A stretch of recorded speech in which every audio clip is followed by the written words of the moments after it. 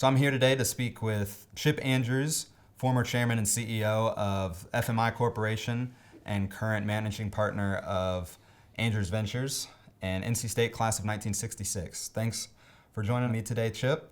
And so we're here to talk about your experience as an entrepreneur from start to finish, how you got to where you are today and led multiple successful business ventures. So to start off with, tell me about your early influences growing up and up until when you started at NC State. Well, I have to start with mom and dad, right? We were a good, solid middle-class family. Values were important to us. And when you started putting together money and values, Mother would always say, how important is that to you? And how are you going to pay for it? So I had an allowance from a very young age, but the allowance was never just quite enough. And my parents eventually said, well, get a job, that makes sense. Mm-hmm. So my first job was a paper route. It was just an absolutely wonderful introduction to Business 101. I had to not only deliver the papers, but I had to collect for the papers. And they paid for the paper, the retail value of the paper, and oftentimes they would also provide a tip for outstanding service. So that meant that I needed to make sure the paper was exactly where they wanted the paper, exactly when they wanted the paper, to try to enhance the revenue. Good experience. Detail mattered even with something like paper route running. Absolutely. It really got emphasized with a few other jobs as a kid. Maybe more importantly, later on, I worked for a men's clothing store, and I was paid an hourly wage and a percent of the sales that I was responsible for. So I started to learn something about selling, and that was very important, really, really critical in a developmental kind of way. So why business? What really clicked with you to want to pursue that as opposed to, you could have gone engineering or some other technology? What was it about business that really attracted you? Well, that's interesting. My mother particularly emphasized grades and test scores. That was her background. And she said, you've got to have outstanding grades and test scores to be able to go to whatever college you want to go to. Right. So I followed that as a kid. She said, whatever you want to study, wherever you want to go, that's fine. So I was not sure what I wanted to do. I was a finalist for the Moorhead at Chapel Hill, and I decided I really didn't want to go to Chapel Hill because engineering was what I thought was my career. I was accepted at MIT and NC State, and MIT was a little intimidating, and NC State sounded just great. So I came to State and started engineering, and it took me only about 1.5 semesters to realize that I was really interested in the business of engineering, not the science of engineering. So I switched to the Department of Economics. We didn't have Poole College of Management. Right. But we had a Department of Economics, which was the closest thing to business at that point for me to try to pursue. So once you were in the then economics school, what did you do while you were in college to prepare you for, what you did immediately after? Were you thinking career opportunities as soon as you got into college? Were you forward thinking? No. No, it was a journey academically and a journey professionally in college. College was an amazing experience. My grades were not what I had in high school because I was involved in so many other things. And amazingly, my parents said, that's okay, you're learning different things. In the economics department, I had great professors in microeconomics, macroeconomics, good introduction to accounting, good introduction to marketing. That was a very beneficial journey that opened up lots of opportunities for me. I think about outstanding professors, though, and one of the outstanding professors I had was Dr. Kerry Bastian, who was a former chancellor at NC State, who had gone back into teaching after he was a chancellor.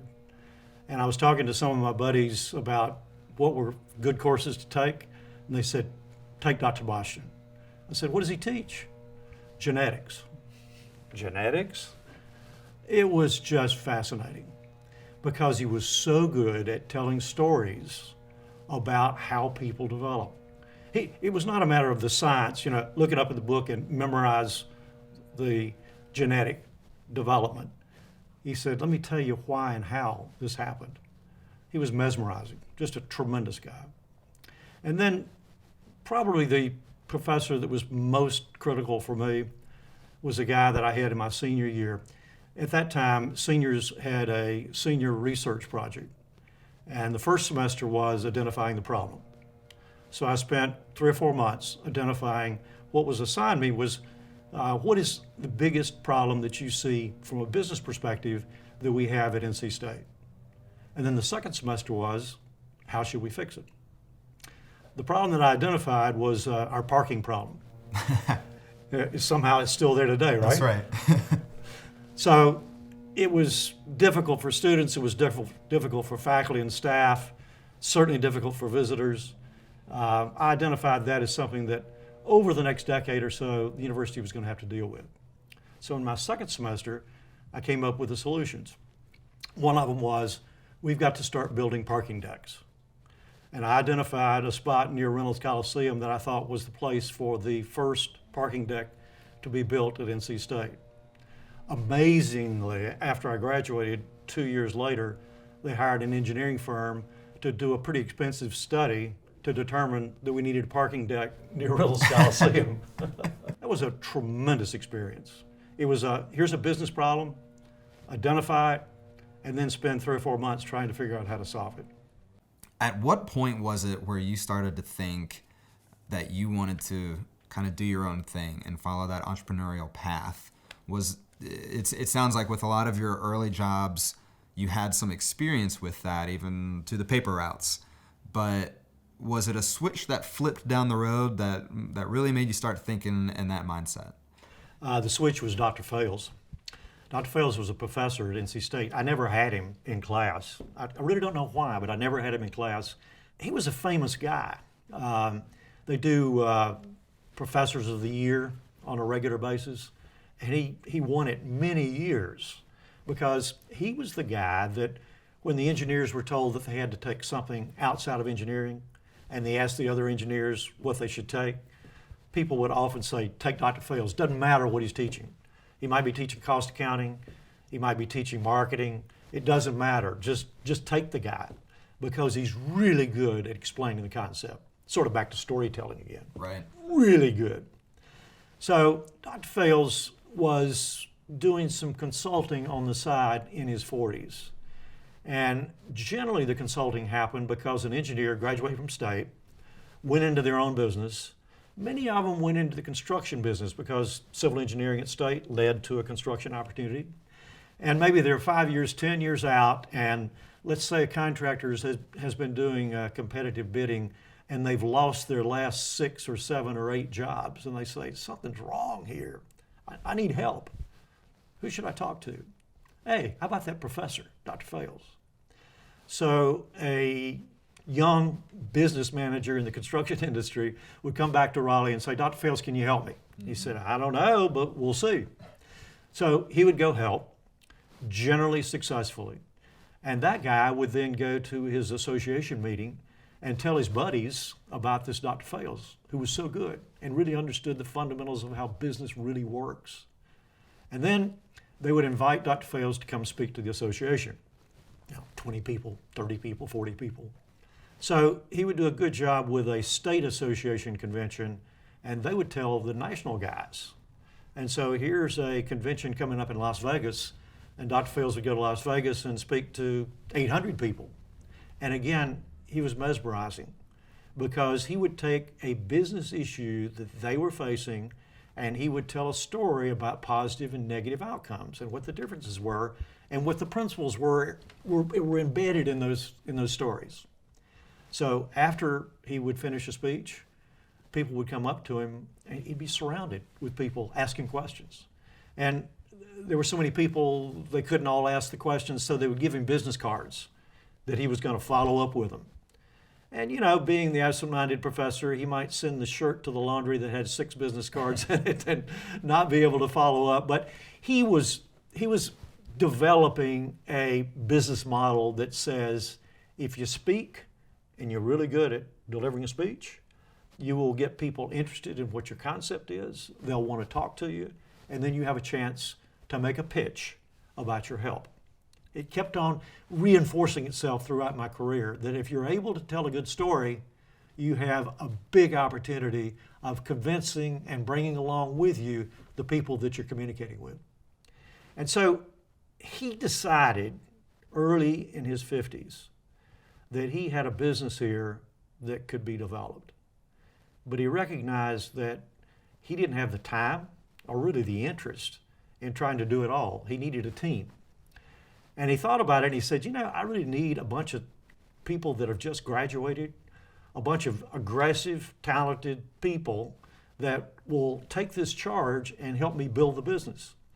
And I had an opportunity to be introduced to him. I had an opportunity to talk about it. I eventually had an opportunity to join him.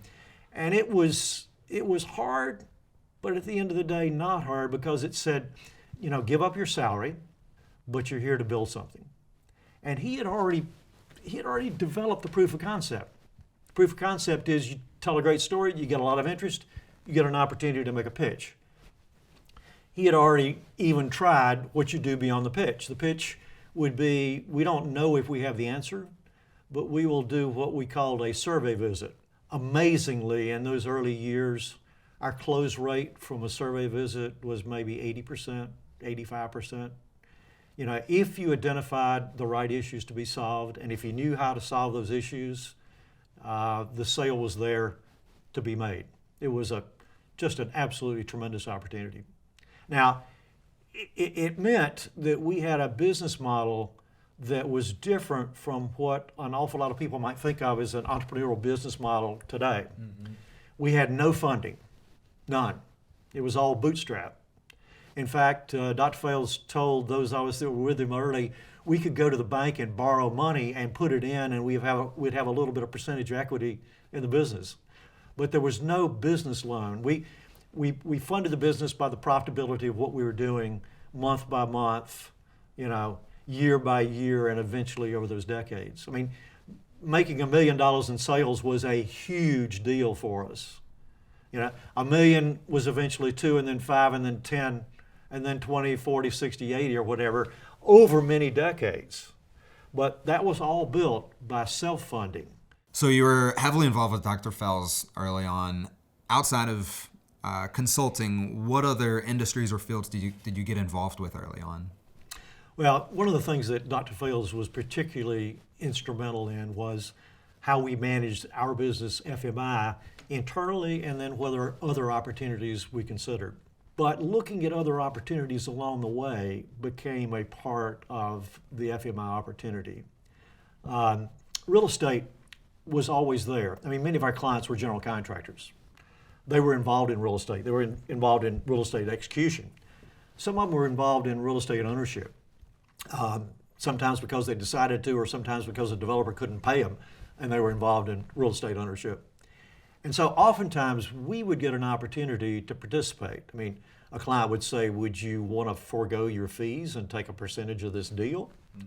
And so we looked at a lot of that. We said no every time. And usually the reason we said no is we're going to have conflicts of interest here. We're going to be trying to be consultants, but then on the other hand, we're trying to be owners, and we're trying to be involved as the owner of their business, but then we're trying to consult with their business. And then there are the other people that we might do business with that might be competitors of theirs. There's a problem here. But there's an opportunity in real estate.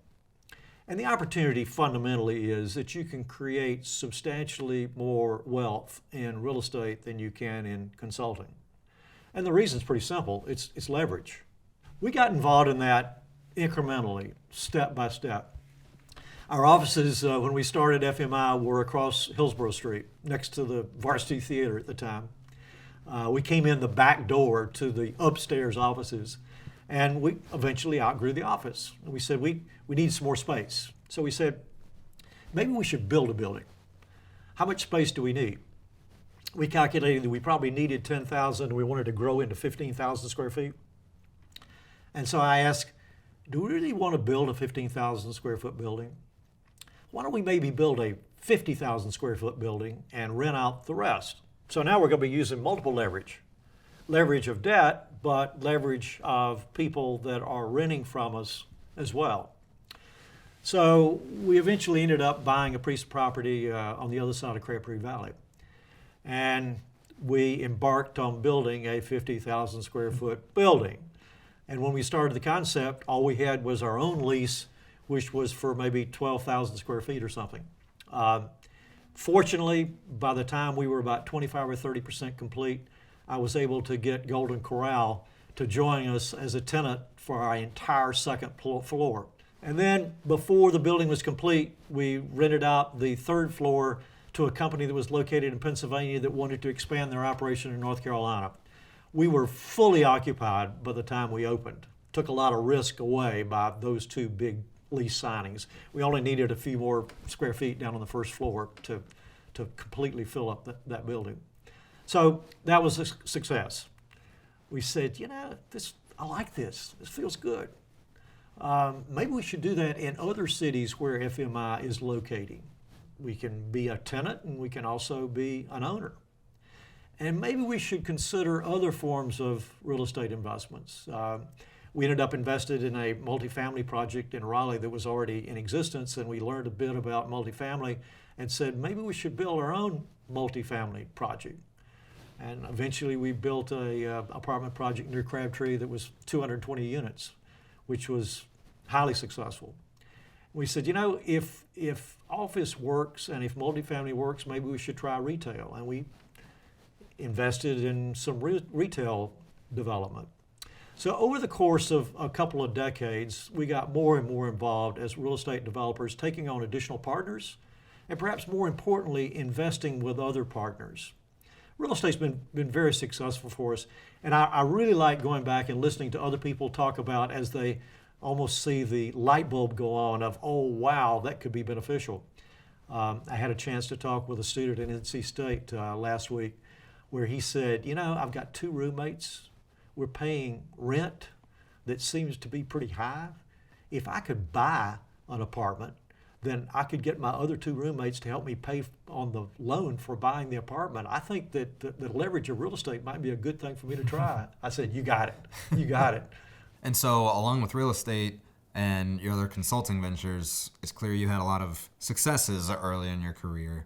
Tell me about some of the times that things didn't go according to plan. You mean it didn't always work? It couldn't have always. No, it certainly didn't. I mean, it didn't always work in consulting and investment banking. It didn't always work in real estate. We had some colossal failures. I remember one of the good successes that we invested in was in the distribution of HVAC equipment. We had an opportunity to buy a distribution company. We helped to build it and grow it. It was working really well. So we said, we know how to operate some of these local businesses. We need to be looking out for an opportunity. So there was an energy crisis many decades ago. I mean, you can see photographs of cars lining up, 50 cars deep, waiting to get some fuel because fuel was in short supply. People were really concerned about what they should do to start to pay attention to their energy cost, like home heating. So in our brilliance, we said what we need is to produce a retail energy store. In fact, we called it the energy store. And if we prove it here in Raleigh, then we can do dozens of these, maybe hundreds of these. Maybe we can franchise this concept all over the country, the energy store. So if an individual says, I need to conserve my cost of energy, I just go to the energy store. They'll fix it for me. So we will have the ability to install insulation for them. There are insulation contractors around. We'll be an insulation contractor. But in addition to that, they're losing energy around their door. We'll help them seal their doors. They're losing energy around their windows. We'll help them seal their windows. Maybe they need new windows. Maybe they need more energy efficient windows. And even back then, there were thermostats that would turn the temperature down at night and turn it back up in the daytime, and you could save money on energy by lower temperatures at night. We said we'll have everything in the store that can help the homeowner save money. So we took an administrative person from our distribution business and moved her over to run the office in this business. She'd do the accounting, she'd answer the phone, she'd take care of the customers that came into the front door that were in the display area. And then we hired the best salesman we knew. We said, you know, your job's going to be to generate leads and to make sales and to build this business. And we opened the door. We signed a lease. We signed a 3-year lease. And we opened the door and nobody came. And this salesman, he said, what am I supposed to do? We said, well, you know, generate lead and make sales. Well, how do I do that? And we had done no proof of concept whatsoever. We had talked to no homeowners whatsoever. We just thought, you know, we know this business. Right. We're smart enough. Open up a store and they will come. Or if they don't come, we'll figure out a way to get them to come. It was an unmitigated disaster. It was, you know, from day one, it was loss after loss after loss after loss. We tried all kinds of different ways to generate leads. We were never particularly successful in doing it. You know, 3 months later, we said we probably made a mistake. 6 months later, we got together with a guy we hired and we said, this just didn't work. And he said, you're telling me it's not working. It's a disaster. We closed the door. We eventually got a sublease to take part of the space, another sublease to take part of the space. We lost a lot of money. We lost a lot of money because we didn't do the work before opening the business that needed to be done. I see entrepreneurial opportunities today, particularly with students in NC State, and they want to go from concept to investor. What they're missing is from concept to potential customers to investor. Because when you talk to an investor, they're going to say, well, what's been your customer experience? What's been your investigation with customers? How many customers have you talked to? What are the customers telling you about your product or service? What are the customers telling you about your pricing? What are the customers telling you about your competition?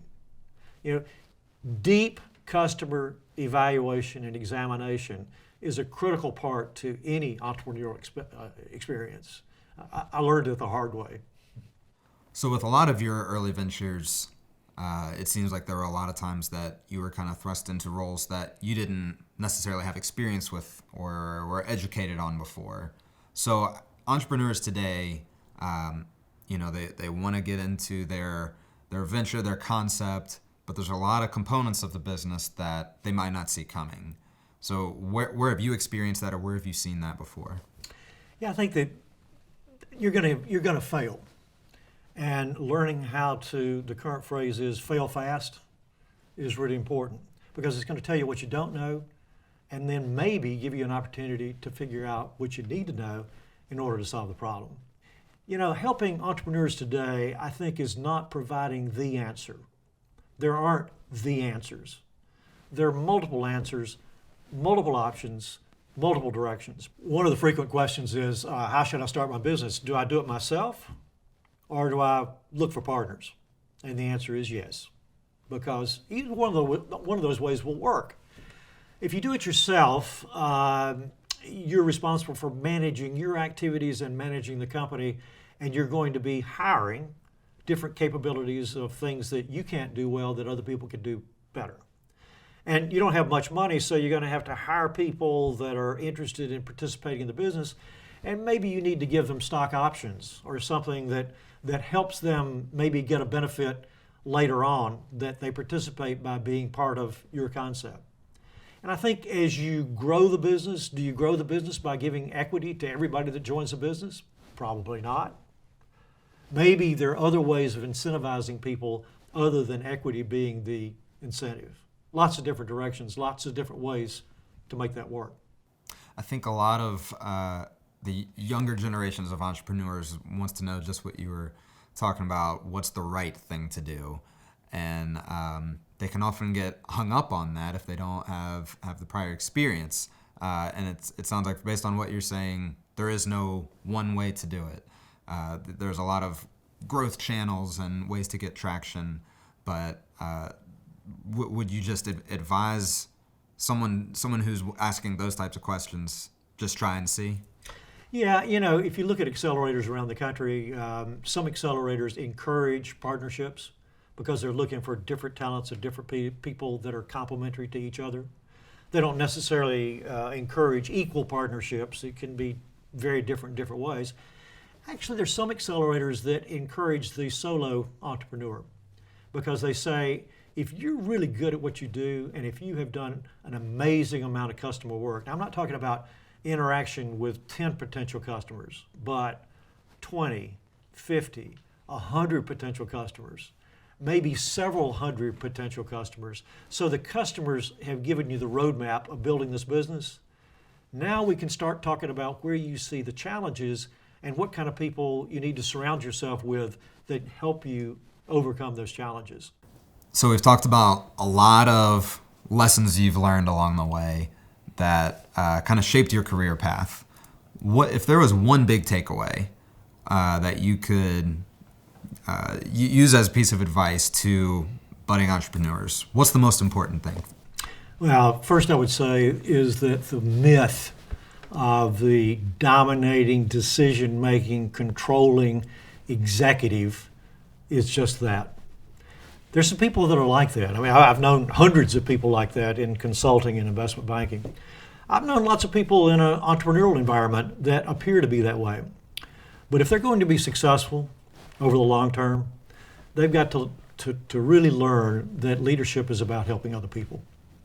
Leadership is first about helping your customer. You know, we hear people say today, our business is here to change the world. Mm-hmm. Well, if you're going to change the world, you're going to have to change your customer's world. You're going to have to help your customer win. So leadership is about trying to figure out how to help the customer win. Now, it gets more complicated than that. Leadership is about helping your suppliers win so that the suppliers want to do business with you. Leadership is about helping your employees win so that they're really excited about this business. They're excited about contributing to customer success. Leadership is eventually about helping your partners, if you have partners, helping your partners win. It's not just about me, it's about us. We're going to have conflict. We're absolutely going to have conflict. But how do we resolve the conflict in such a way that we win? And then it's about investors. If there are investors or if there are lenders, how do we get our investors and lenders to win? So the life lesson is leadership is about helping other people win. And I think, you know, if you back that up a little bit, then I think there's some other lessons that sort of are supportive of that, and that is what makes a person successful. If you ask highly successful business people, you know, simple questions like, how much of your business success is your smart, hard work, or did luck have anything to do with it? Most successful people will say luck had a lot to do with it. And they'll describe it something like this: I just happened to be at the right place at the right time. Or maybe what they're really saying is, I conspired to be at the right place at the right time. I would say a life lesson to me is that I recognize that the thousands of people that have impacted my life have a big part of any success that I've had, and I hope that I've had some ability to contribute to other people's success. And for NC State students, I would just encourage that their network activity becomes one of the most important things they do. Get to know different people with different skills and different capabilities that can help you find the way. You don't have to do it by yourself. And so you're in a leadership role yourself right now as an investor. And so when you're looking around at a business that might come to you seeking investment, what do you look for? Whether that's from NC State graduates or anyone out there, what is it that you look for? Well, it's interesting. I don't look at the concept first. I examine the individual first. I want to know, number one, how persistent they are, how determined they are. You know, it's how persistent they are to get the interview, how persistent they are to make sure that they're there at the time they said they were going to be there, how persistent they are for follow-up. What kind of text or email follow-up do they provide? What kind of research do they do that they said they were going to do? You know, persistence and determination. That's my number one box. My second box is how good are they as a listener? Are they learning from other people? How good are they as a learner? How good are they at taking what somebody else has done and making that part of what they own for what they can do? And then last, how good are they as communicators? Can they take what they heard and what they learned, and can they communicate it to other people in a beneficial and entrepreneurial kind of way? Now let's talk about their concept. So as an investor, whether it's an NC State student or a serial investor that's been highly successful, I'm more interested in the individual first and the concept second. So you're investing more in the team Absolutely. than the actual business. Absolutely.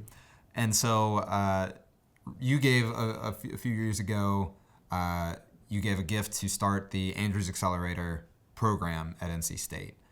And that houses a few new startups of recent Poole College graduates. And so what was your idea in starting that? What was the goal or purpose of that gift? Well, I had a chance to spend a lot of time with NC State students that thought they had great ideas that they wanted to develop. Unfortunately, those great ideas often died in the classroom. Mm-hmm. They said, I'd really like to pursue that, but I've got this thing called student debt, and it's going to have to be paid back, and I'm not sure how I'm going to pay it back, and I need a job. Right. Or maybe, particularly for graduate students, I now have a spouse, and I need to support her or him, and also maybe at some point their kids. I got family, I got obligations, I've got debt, and I'd like to be an entrepreneur, but I need income. So I'm not really sure I'll ever consider a startup. So there's some flaws in that. Number one, it is possible as a student to build a business. And it is possible to find a business that eventually will generate some customers, some income, and eventually some investors. It is possible to do that. It's also possible to take a job and work part-time on your entrepreneurial idea while you're working full-time in a job. I remember the founder of the old motel chain, Holiday Inns, was asked one time what made him successful. And he said, I tell people you really don't have to work more than about half time to be successful. He says, if you'll give it 12 hours a day for 7 days a week, you'll do okay. And I think what he was saying is there's plenty of time, even if you have a job, to work a second job of developing a new business. And so I said, I need to help these students that are thinking about their really hopeful, neat, special idea of building a business, so that some of them might be able to do it while they're still in school or after they graduate, and those that don't might be able to come back to it by continuing to work on it after they graduate from NC State. What do they need? Well, some of them need some cash. Right. I mentioned earlier, maybe I need somebody to develop an app for me in my business. And if I go to the most affordable app developer I can find, and they're going to give me part of their time, it's still going to cost me a few $1,000s to get them to pay any attention to me. I don't have a few $1,000s.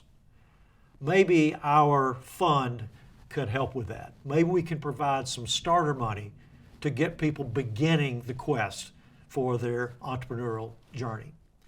But I said, there's more to it than that. It's not just some cash, it's also some coaching. We need an accelerator to give people 3-6 months, and then maybe 12-24 months of exposure to people in the NC State community that can provide some additional insight and to help them solve some of the problems, help them find some of the answers, help them make contacts with some of the people they need to make. And the entrepreneurial program at NC State has done a great job of building a base of mentors, 40, 50, 60 people that are highly talented in a variety of different areas that are very excited about helping the NC State community. And so what I've hoped that I have accomplished is to help stimulate, with a little bit of cash and with a lot of other people helping, to develop an accelerator program that takes them beyond the idea to try to start to prove their concepts. Well, Chip, thank you so much again for coming and joining me for this conversation. It's been extremely interesting and insightful to hear about your experiences in entrepreneurship. Thank you. I enjoyed it.